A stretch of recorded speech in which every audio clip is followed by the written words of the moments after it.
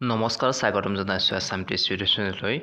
মই আজি তোমালোকৰ মাজলৈ লৈ আহিছোঁ কেইটামান পৰিৱেশ বিজ্ঞানৰ কুৱেশ্যন এনচাৰ সকলোৱে ভালদৰে শুনি যাব আৰু যদি মোৰ চেনেল ছাবস্ক্ৰাইব কৰি আহিব যাতে আগলৈ এনেকুৱা ধৰণৰ ভিডিঅ' পাই থাকে আৰু সকলোৱে মিলি যাতে চেনেলটো আগুৱাই যোৱাত সহায় কৰে তাৰ আশা কৰিলোঁ।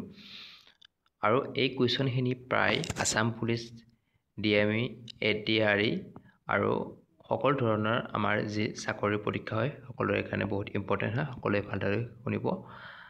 আৰু ইয়াৰ আগত মই কেইটামান পাৰ্ট দিছোঁ, যদি চোৱা নাই চাই ল'ব। এইটো হৈছে 4 নম্বৰ পাৰ্ট, ইয়াৰ আগত 3টা পাৰ্ট দিছোঁ। 86 নম্বৰ কুৱেশ্যন, ইয়াৰ আগত মই 85টা কুৱেশ্যন দিছোঁ। মই প্ৰায় 300টা পৰিৱেশ বিজ্ঞানৰ কুৱেশ্যন লৈ আহিম তোমালোকৰ মাজলৈ আৰু সকলোৱে চেনেলটো অতি সোনকালে যাতে 1K ছাবস্ক্ৰাইব কৰি দিয়ে তাৰে আশা কৰিলোঁ। 86 পৰিমল হ'ল এবিধ অপশ্যন এ ধান, অপশ্যন বি ধানৰ পৰা প্ৰস্তুত কৰা ঔষধ, অপশ্যন চি এবিধ জন্তু, অপশ্যন ডি এইবোৰৰ এটাও নহয়।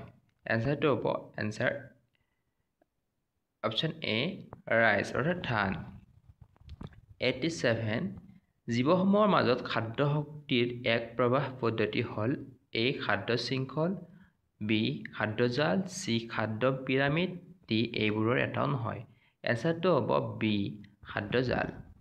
88 নতুন কৃষি কৌশলৰ জৰিয়তে অবিৰতভাৱে উৎপাদনৰ পৰিমাণ দ্ৰুতগতিত বৃদ্ধি কৰিবলৈ চলোৱা কৃষি ব্যৱস্থাক কোৱা হয় অপশ্যন এ সেউজ বিপ্লৱ, অপশ্যন বি কৃষি বিপ্লৱ, অপশ্যন চি সেউজ পদ্ধতি, অপশ্যন ডি কৃষি চক্ৰ। এনচাৰটো হ'ব অপশ্যন এ সেউজ বিপ্লৱ। 89 জীৱ বৈচিত্ৰ্য হ'ল অপশ্যন এ মানুহৰ বিচিত্ৰতা, অপশ্যন বি উদ্ভিদৰ বিচিত্ৰতা, অপশ্যন চি প্ৰাণীৰ বিচিত্ৰতা, অপশ্যন ডি উদ্ভিদ প্ৰাণী আৰু জীৱাণুৰ সমাৱেশ। এনচাৰটো হ'ব অপশ্যন ডি উদ্ভিদ প্ৰাণী আৰু জীৱাণুৰ সমাৱেশ। 90 তলৰ কোনটো এণ্টিবায়টিক নহয়? Option A streptomycin, option B chloromycetin, option D tetracycline, option D cinchona. এনচাৰটো হ'ব অপশ্যন ডি চিনকোনা। 91 অণুজীৱৰ সৃষ্টি কৰিব পৰা ৰোগটো হ'ল option A cholera, option B diarrhoea, option C hepatitis, option D এই আটাইবোৰ। এনচাৰটো হ'ব অপশ্যন ডি এই আটাইবোৰ। 92 বাঘক বিপন্ন প্ৰাণী হিচাপে ঘোষণা কৰা হয় option A 1965, option B 1966, option C 1967, option D 1968। এনচাৰটো হ'ব অপশ্যন ডি 1968। 93 তলৰ কোনটো জীৱ বৈচিত্ৰ্য বিপন্ন হোৱাৰ কাৰণ নহয়? অপশ্যন এ বন্য জীৱৰ বাসস্থানৰ ক্ষতি, অপশ্যন বি অবৈধ চিকাৰ, অপশ্যন চি মানুহ আৰু বন্য জীৱৰ মাজত সংঘাত, অপশ্যন ডি বৰষুণ। এনচাৰটো হ'ব অপশ্যন ডি বৰষুণ। 94 ৰেড ডাটা বুক হ'ল অপশ্যন এ ৰঙৰ তথ্যৰ কিতাপ, অপশ্যন বি পৃথিৱীৰ উল্লেখযোগ্য ঘটনা থকা কিতাপ, অপশ্যন চি বিপন্ন প্ৰজাতিৰ জীৱ জন্তুৰ তথ্য থকা কিতাপ, অপশ্যন ডি এইবোৰৰ এটাও নহয়। অপশ্যনটো হ'ব অপশ্যন চি বিপন্ন প্ৰজাতিৰ জীৱ জন্তুৰ তথ্য থকা কিতাপ। 95 তলৰ কোনবিধ জীৱক সংৰক্ষণ কৰা প্ৰয়োজন? অপশ্যন এ নিৰ্জীৱ, অপশ্যন বি ব্যৱসায়িকভাৱে লাভজনক, অপশ্যন চি ভয়ানক, অপশ্যন ডি লুপ্তপ্ৰায়। এনচাৰটো হ'ব অপশ্যন ডি লুপ্তপ্ৰায়। 96 আমাৰ দেশৰ বন্যপ্ৰাণী সংৰক্ষণৰ আইনখন বলৱৎ কৰা হয় অপশ্যন এ 1970 চনত, option B 1971, option C 1972, option D 1973। আনচাৰটো হ'ব অপশ্যন চি 1972। 97 বসুন্ধৰা সন্মিলন হৈছিল option A 1992, option B 1991, option C 1990, option D 1993। 1993 আনচাৰটো হ'ব অপশ্যন এ 1993।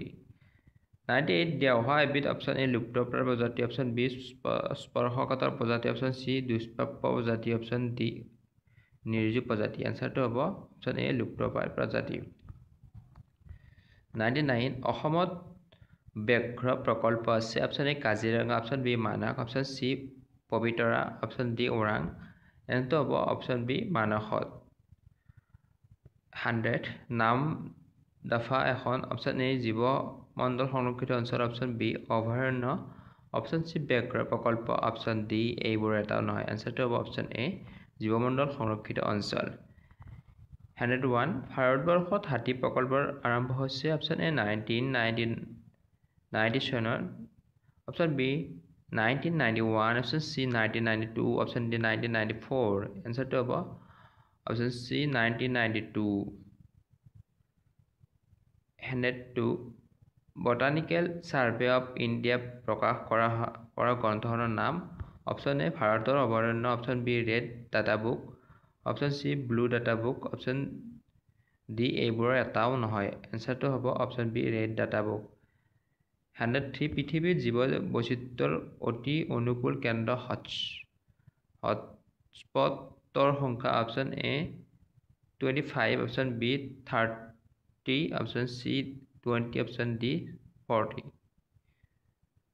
এনসাৰটো হ'ব অপশ্যন এ 25 104 ঘূৰ্ণীবতাহ থকা প্ৰকাৰৰ অত্যাধিক গতিবেগ সম্পন্ন ধুমুহা যদিও ই হ'ল এ দুৰ্যোগ অপশ্যন বি প্ৰাকৃতিক দুৰ্যোগ অপশ্যন চি মানৱসৃষ্ট দুৰ্যোগ অপশ্যন ডি এইবোৰ এটা নহয় এনসাৰটো হ'ব অপশ্যন বি প্ৰাকৃতিক দুৰ্যোগ আজিৰ পাৰ্টত ইমানখিনি আছিল নেক্সট ইয়াৰ পিছত বাকীখিনি লৈ আহিম আৰু 200টা কুৱেশ্যন আছে সকলোৱে ভালদৰে পঢ়িব আৰু সকলোৱে এক্সামৰ কাৰণে প্ৰিপাৰেশ্যন কৰিবলৈ আশা কৰি মই আপোনাক কৈছোঁ নমস্কাৰ